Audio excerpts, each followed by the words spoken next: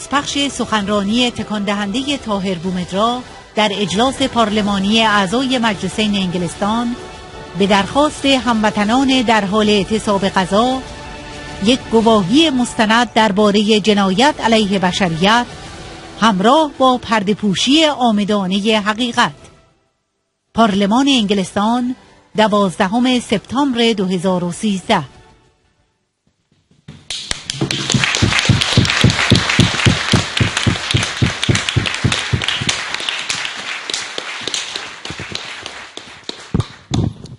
Thank you, Mr. Chairman.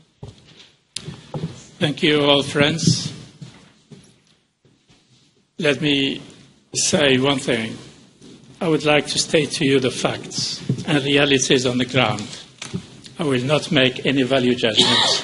I'll leave it to you to draw your own conclusions. The reality about Camp Ashraf is hermetically sealed. Nobody could penetrate Camp Ashraf without the active participation of the Iraqi security forces.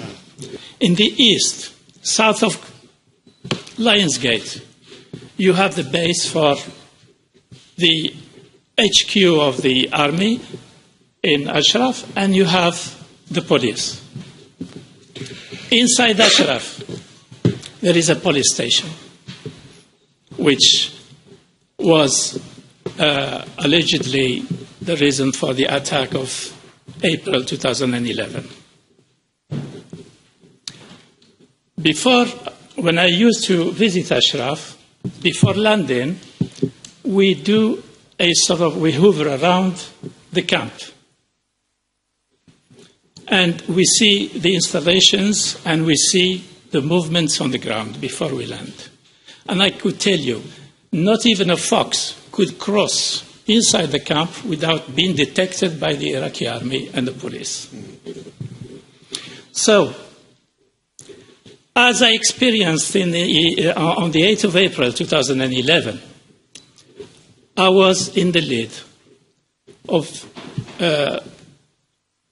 taking the fact-finding mission on the ground. And before I went to Ashraf, early in the morning on Friday 2011, 8th of April 2011, I went to the house of the National Security Advisor, who is the chair of Ashraf Committee. He is responsible about all actions related to Ashraf. National Security Advisor Falah Fayyad. I begged him to immediately stop the attack of 8 April. I told him 8 in the morning, I was already aware that 17 people were already killed. His reply, face to face to me, he told me, stop spreading rumors. There is nothing happening. I said to him, okay, if there is nothing happening, can I visit right now? Can I take the helicopter and go to Ashraf? He said, no, you can't.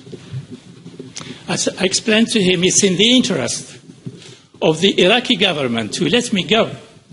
Because if nothing is happening, I will kill these rumors, I will come back and say nothing happened. He said, no, you can't go. Eventually, I managed to go on the 13th of April, 2011. And till the last minute, before I walked into the camp, I spoke to the doctor of Ashraf, Dr. Omar. I said to him, please tell me what happened. Again, the Iraqi doctor at Camp Ashraf told me nothing happened.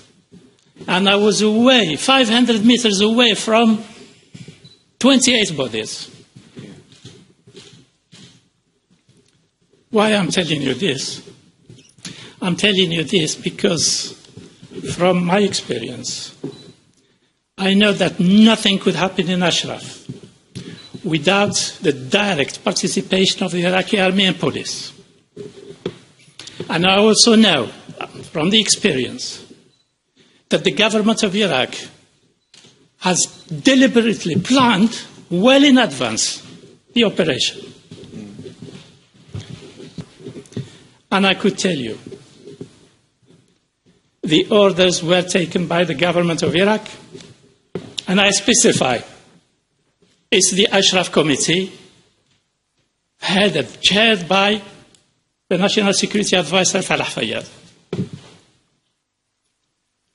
This is a serious allegation I'm making.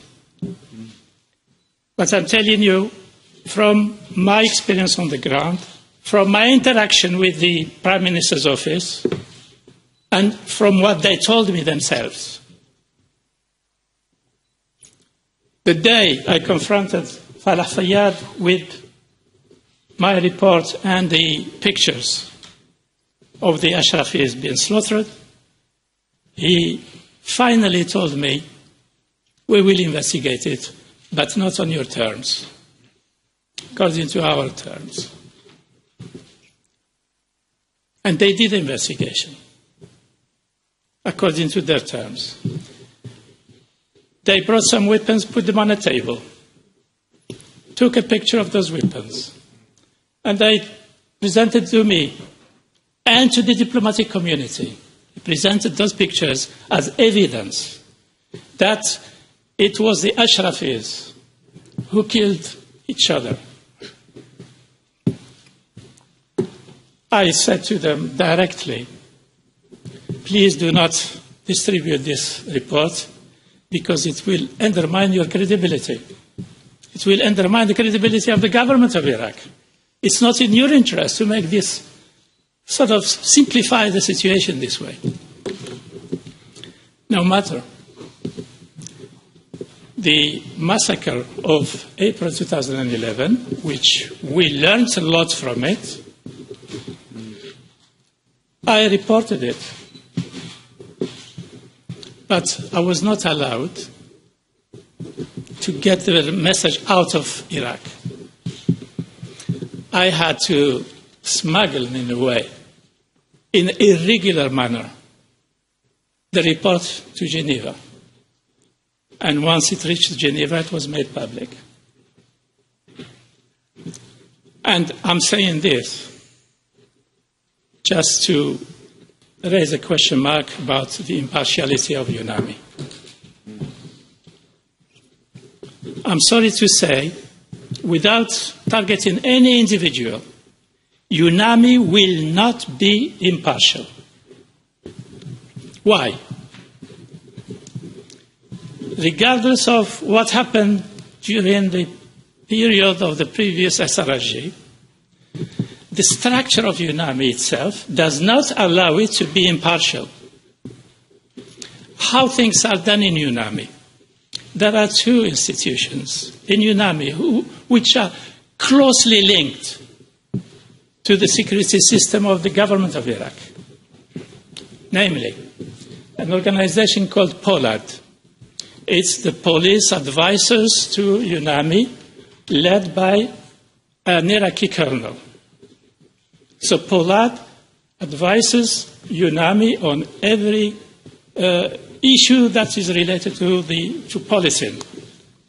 Second institution is MILAD. Those military advisors to UNAMI are again officers of, some of them, officers of the former coalition that led the war in Iraq. But MILAD conducts its briefing together with the chief of staff of the Iraqi army in Baghdad. So, on the ground, there is nothing that happens without the contribution of MILAD and POLAD. And when you say MILAD and POLAD, meaning the Iraqi security apparatus. Now, when we call on UNAMI to investigate, I could tell this House that there is no way for MILAD to produce an independent, impartial, transparent report. What we would like to see is a real independent, impartial party to come in to investigate this situation. The massacre of 52, the way we saw them on these clips, by all criteria, are a crime against humanity. And we will not allow a system of the United Nations to come sort of water down the situation and makes it a sort of an incident, a regrettable incident, I would say. This is not a regrettable incident. This is a planned, premeditated crime committed against protected persons. I would call on the NGOs to verify what I'm saying on the ground. I would also call on the diplomatic missions in Baghdad, who are used to brief on human rights issues every other week in Baghdad. I will call on them to look at the matter on the ground, because a lot of diplomatic missions hide behind UNAMI. Everybody says we support what UNAMI does. But they too know that UNAMI cannot be independent in its work. And they are in Baghdad to support the government of Iraq. In these circumstances, we cannot rely on UNAMI to produce an independent, impartial report. We cannot rely on the whole UN system to investigate this incident. We want a truly independent, impartial organization to look into this matter, because we are witnessing, we are seeing crimes against humanity, unless the international community takes this matter seriously and acts to stop it. I thank you very much.